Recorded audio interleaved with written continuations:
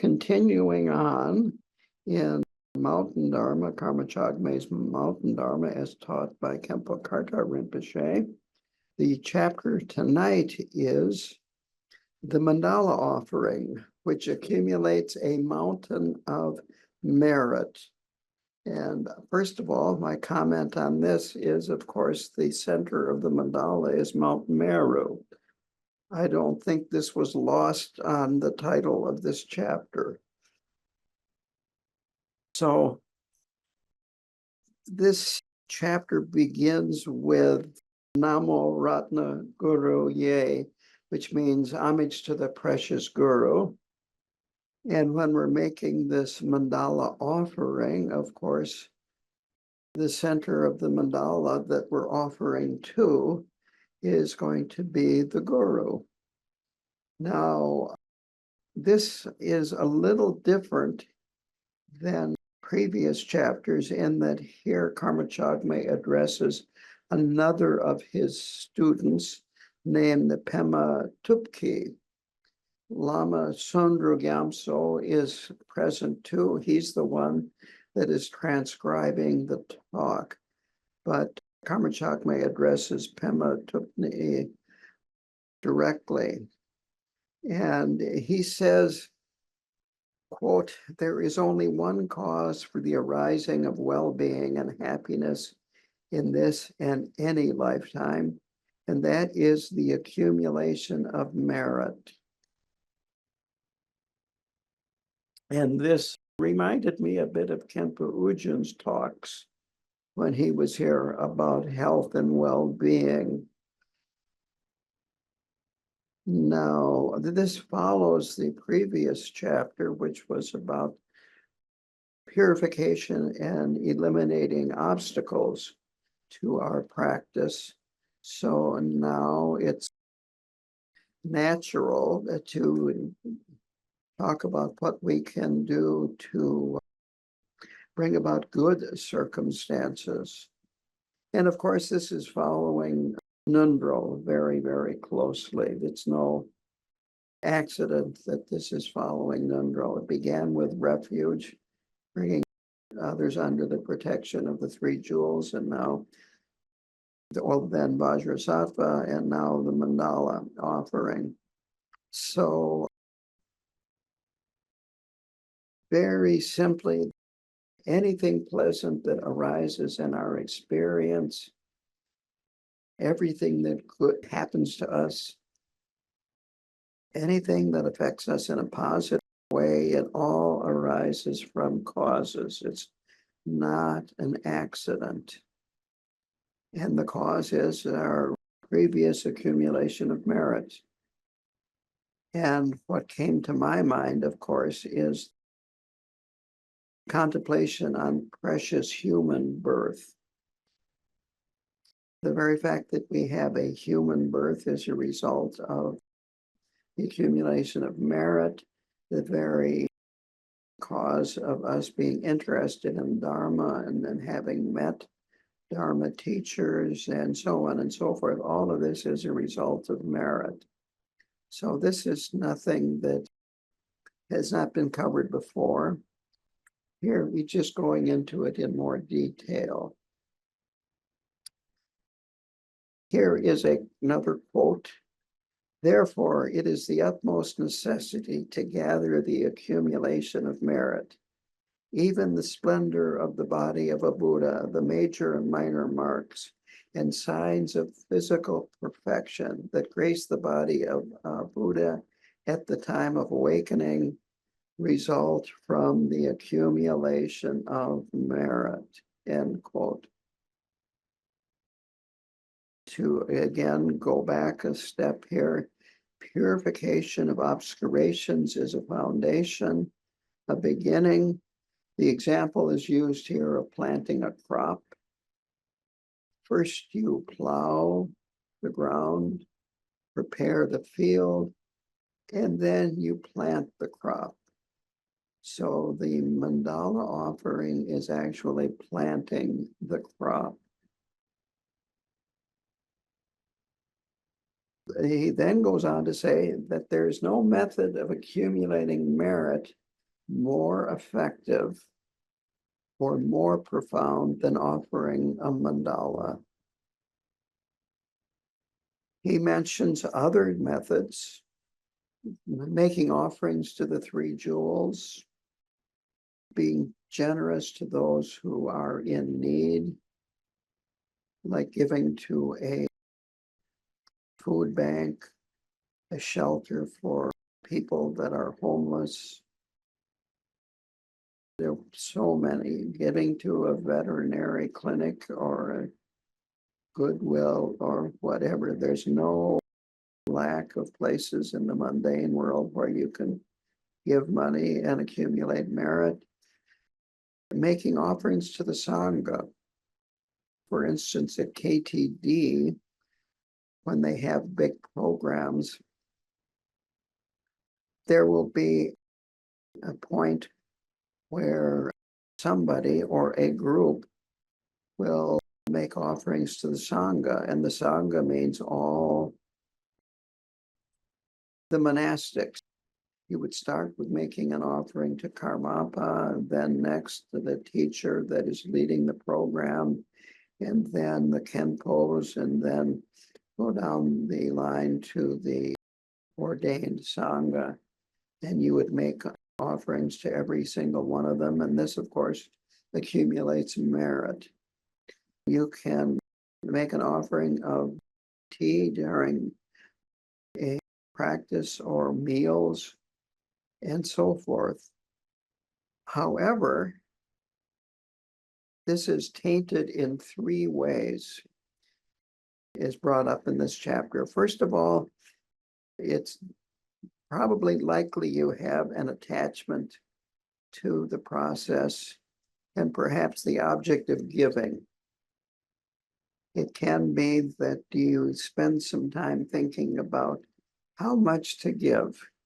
How much am I going to put in each individual envelope if you're making a Sangha offering and so forth? And you might even at some point kind of regret it or think I should have given less or I should have given more.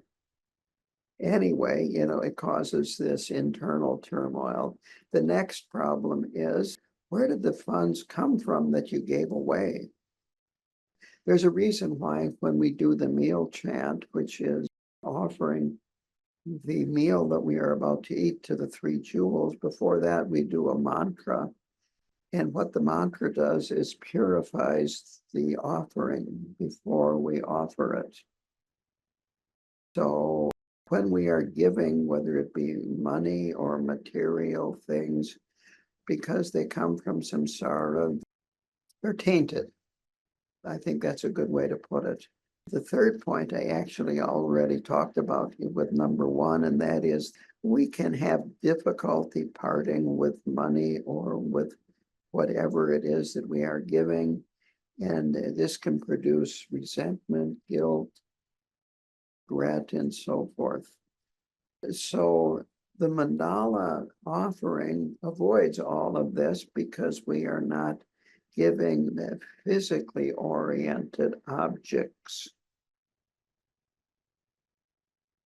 He quotes, it's kind of to support Karma Chagme, quotes this Linje Repa, who was founder of the Drukpa Kagyo, and he quotes him to kind of bolster his feeling that he's not the one that came up with this, he's just following tradition. So the quote is, furthermore, in all of the sutras and tantras, and within the tantras, both old and new tantras, are in agreement that offering a mandala is the most convenient, most effective way of gathering the accumulation of merit. Therefore, it is most appropriate to practice it. So that is his introduction to the practice of the mandala. Now, just like with his explanation of Vajrasattva, there are different levels of offering a mandala. There's the outer mandala, the inner mandala, the secret mandala, and then there is the Mahamudra Mandala offering. And these correspond to the different levels of training that students would have, different dispositions and so forth. I am going to concentrate on the outer mandala and then the Mahamudra mandala. I might go over the others too, but these are the main ones I think that are appropriate for my students. So the outer mandala is simple. You visualize all the Buddhas and Bodhisattvas as present in the sky in front of you, and that you physically offer using rice, mandala pans, etc. And this is the standard Ngondro mandala practice. You have various processes that you do to prepare the rice for the mandala offering. And if you don't have those, you can do a very simple mandala offering, and that is just using the mandala mudra. Let's see. You can, I don't know if you can see this. Those fingers represent Mount Meru. And I'm not dexterous enough to do that. Let me see here if I can do this. There, you can see how that is. So that's a mandala.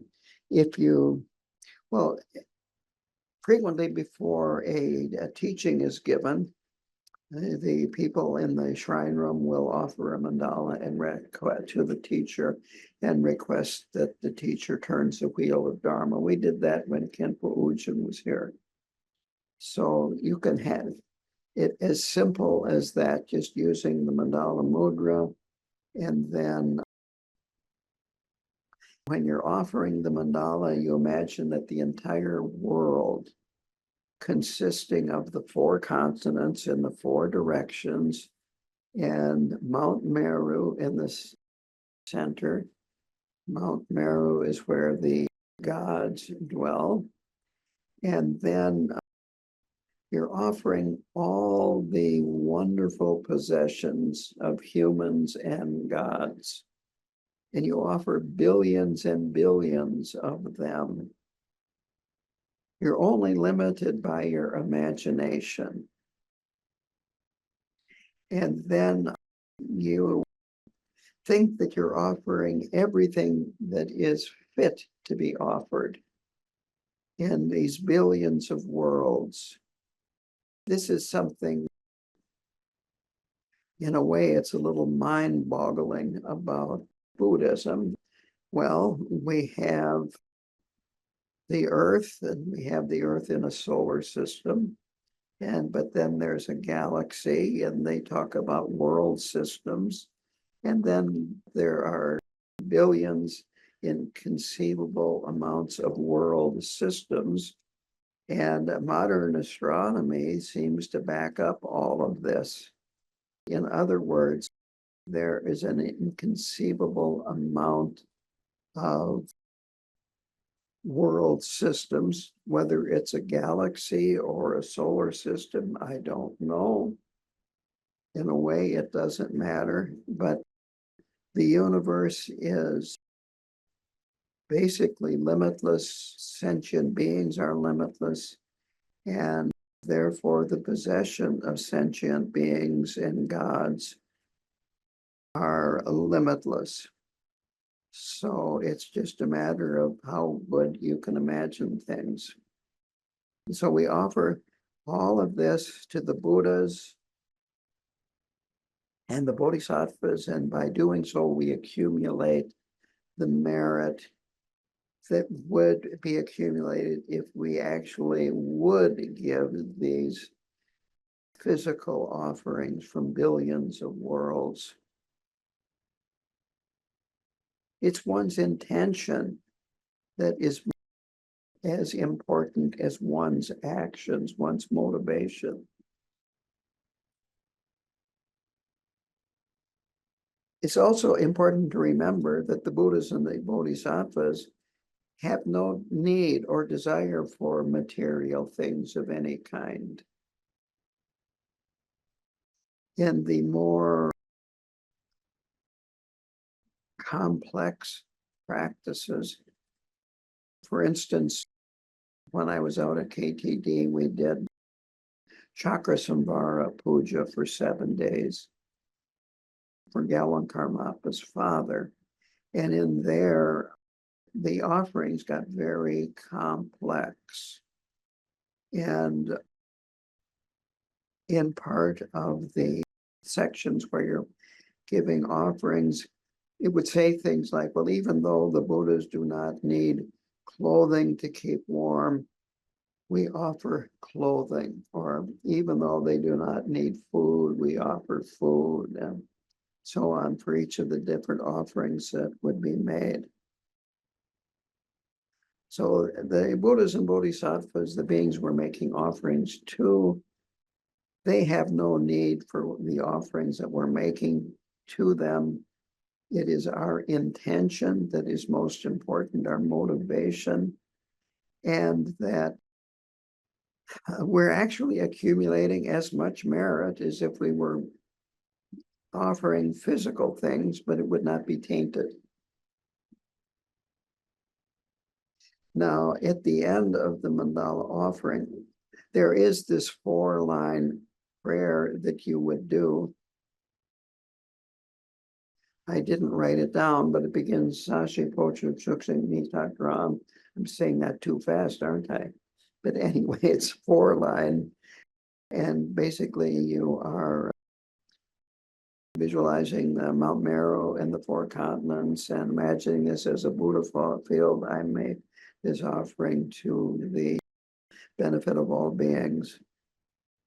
If you like, here are the Tibetan words, and then I will give you the translation. Sashi Pochu Chukching Mito Trang, Rirab Lingching Nide Genpade, Sanjay Shingdu Mikte Powayi, Roku Nandak Jingla Cho Par Sho. I anoint the earth with fragrant water, scatter flowers, and adorn it with Mount Meru, the 4 continents, the sun, and the moon. Imagining this a Buddha field, I offer it so that all beings may enjoy this pure realm. So that would be the 4 lines that you would use to repeat. 1 mala would be ideal, or more. And then after you have done the repetitions, as many as you want, you request the deities to depart, the ones that you have visualized. At the beginning, you invite them to come and be in front of you to make this offering. And then you request that they return to their places where they came from. And then you can also, quote, simply stop visualizing them and let them dissolve into freedom from conceptual focus, end quote. But anyway, this is all completely symbolic and therefore free of any kind of stain. Now, I'm going to skip the inner mandala practice. At least for the time being, we'll see how much time there is. And I'm going to skip the secret mandala offering and go on and kind of summarize this first section in that it's good to practice this intensively in retreat from time to time. It's mentioned a week or 2 weeks, a month, if possible, in strict retreat. And of course, it says with very much one-pointed concentration rather than being scattered. And this is one reason why doing it in retreat is better, that your mind eventually settles down. If you've ever done a retreat, my experience has been that the first few days your mind is scattered and then settles down. And then the last day of the retreat, it's like, oh boy, it's going to end soon. And your concentration kind of diminishes a little bit. I might be exaggerating somewhat, but this is kind of normal. So these are signs of accomplishment. In the Vajrasattva practice, it was mentioned, the signs of accomplishment. Now, so here with the mandala offering, one is that when you're awake, you'll feel happy, cheerful. Your mind will be lucid and clear. Now, you will not feel particularly hungry, he says, and you do not seem to need to eat as much as before. So this is one sign. The other is that when you dream of the sun or the moon arising. You dream of holding aloft flags or banners. You dream that you're blowing a conch shell, or that you're sitting on a throne. Now, the next is interesting here. It says that you may dream that you're wandering through a field of flowers, but not red flowers, because dreaming that you're walking through red flowers is a sign that you are going to have imminent death. So don't dream of red flowers. So any other color is okay. It says you might dream of a place where there's great harvests and so forth. And a picture came to mind, if I can find this picture, dreaming of flowers. So I'm going to show this picture here. How about that for dreaming of flowers? Just from some reason or another, it just came to mind. So anyway, if you have dreams like that, that's good. If not, come over here and I'll take your picture. Now, all of these signs are not to be taken to mean that you have completed the accumulation of merit. It means that you are moving in the right direction, that there's more work to be done, more practice to be done. We have to continue gathering the accumulation of merit until we attain Buddhahood. Karma Chagme or Khenpo Karta Rinpoche, I'm not sure who says this. Probably Karma Chagme, and Rinpoche is just repeating or emphasizing that even after you finish making the mandala offering in your Ngondro practice, you should continue doing it every day in one of these three ways. One would be the extensive 37 feature mandala offering, which is what's in the Ngondro practice.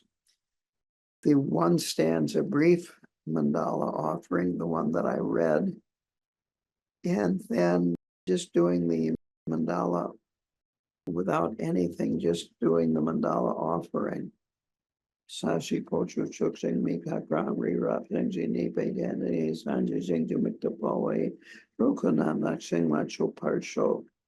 You can say it faster than that if you want. So he concludes this section by saying, if you do 100 times a day, visualize the mandala offering 100 times as well, then you will continue to gather the accumulation of merit. Now, the last point of this chapter that I want to talk about is the mandala offering according to the Mahamudra tradition. And this is about accumulating merit and wisdom. Again, you do the mandala offering as it is found in the Mahamudra preliminaries, the Ngondro.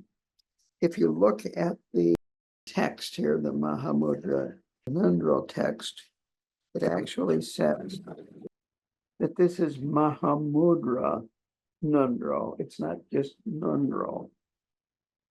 So as a result, you would do this text. You have two mandala plates. One you would put on your shrine, and that's called the accomplishment mandala. And this you would put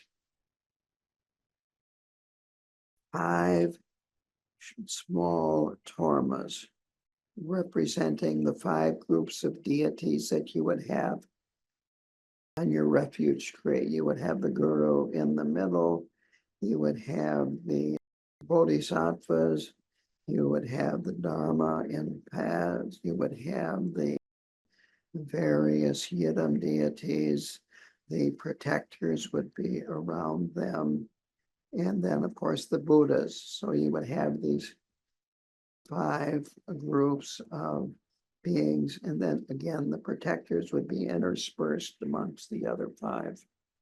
So you would visualize a palace with thrones inside for your guru in the form of Vajradhara, surrounded by the root and lineage gurus. To our right would be Shakyamuni Buddhas with other Buddhas. Left, you would see the heart disciples of Shakyamuni and the other members of the Sangha, the Bodhisattvas. The Dharma books are in back, and in front are your yidam deities. So then you would go through the Ngondro liturgy, visualizing them. He says you can insert an actual liturgy of invitation to request them to be seated, but it isn't necessary. You can just use the regular mandala liturgy to go on here. The second point is the actual offering mandala. So in your hands, you would have a mandala pan, and you would have in your lap an apron, and you would have this special rice that has been blessed and prepared. And then you would go around in different places on the mandala pan and drop a few grains of rice in 37 different places, and then make these offerings over and over and over again. And then when you're all finished with this, when you've done the amount of mandala offerings that you are planning on, then you could dissolve the mandala deities into their own places, but we dissolve them into ourselves in this case. That it's described that the mandala offering that has just been done is that of relative truth, where you gather the accumulation of merit. So when you do that, now at the end of that, you have the mandala offering of absolute truth. And this is more difficult. This is how you gather the accumulation of wisdom. And it's easy to talk about it, which is, quote, this is done by looking at your mind, with your mind. So you allow your mind to look at itself as its own nature, rest in that. Non-conceptual shamatha approaches this. Normally, when you complete your Ngondro practice, all 4 of them, you receive pointing out instructions. which is pointing out the nature of mind. And some people, you might say, understand, and many people do not understand. But to really be able to do this properly, you need to understand the pointing out instructions. Unless you are a genius and have a lot of merit from previous lifetimes. But the idea is to just rest in the nature of your mind without distraction. And again, quote, this is Rinpoche's words, essentially what this means is that you rest free of concepts or conceptual elaboration in your mind's natural state, which is called Mahamudra.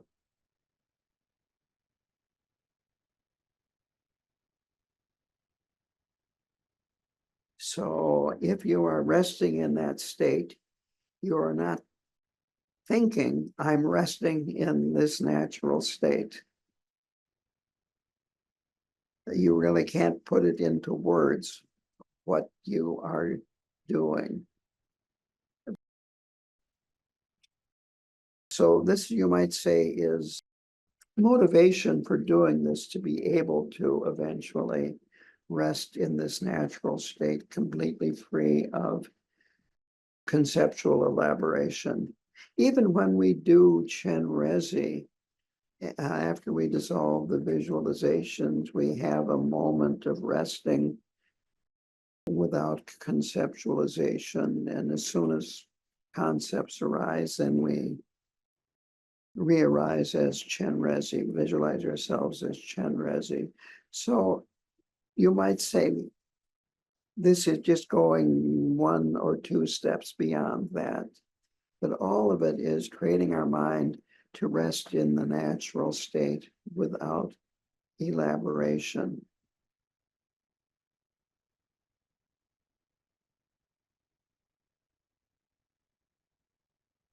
I remember hearing a person saying, I looked at the nature of my mind and saw nothing. And I said, well, who's looking? Because there's no one looking either. So it gets tricky. It's best to do these two practices at the same time, but of course you have to be very far advanced to do that. So that would be like resting directly in the nature of your own mind while you're doing the Mandala offering. There's an out here. You start out with the main session doing the accumulation of relative truth. Then you dissolve the field of accumulation into yourself. Then you look at the nature of your mind and gather the accumulation of wisdom. I think that's a much more achievable level of realization. So, but it is important to have both these elements. We need not only the accumulation of merit, but we need the accumulation of wisdom. So again, Karma Chagme quotes Talopa here to show that it's not just he that is stressing this. So I'm going to read this quote of Talopa's. Quote, Naropa, do not be separate from the two wheels of the chariot, the gathering of the two accumulations, until you attain full awakening, end quote. So you need both accumulations, merit and wisdom, and they are like the wheels of a chariot. That a chariot doesn't go very far if it only has one wheel. I have heard similar things done about the wings of a bird. You know, a bird has two wings, and a one-winged bird doesn't get very far.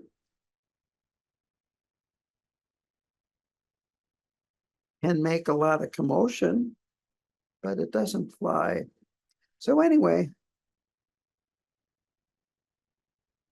then to conclude this chapter, he says, when you actually fill up with these two accumulations, you might say when you have, I'm just thinking of a metaphor. Your tank is full in your car. Once that has happened, everything else will happen automatically. You will have the realization of the nature of things. You'll have insight into the nature of things and the particulars of things. In other words, the relative and the absolute. Your wishes will be accomplished. You'll understand the meaning of the teachings. You'll automatically pass through all of the paths and the stages, the paths and bhumis. There are 5 paths and 11 bhumis, and you'll pass through all of those, and you will reach the place of supreme awakening.